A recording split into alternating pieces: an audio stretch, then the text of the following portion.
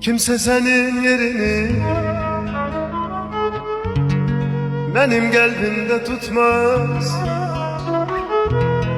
Sana bakan gözlerim başka gözlere bakmaz. Benim mucizem her şeyim, canımdan çok sevdiğim.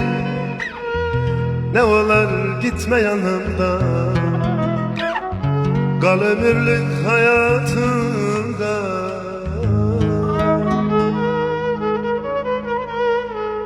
Aramızda olur bazen herden küsüp incime. Sevgili al gel yanıma, gözlerime özlerime. Sensiz hayat çetin olur, alışmadan azap olur. Gel seni çok çok sevirem, gözlerine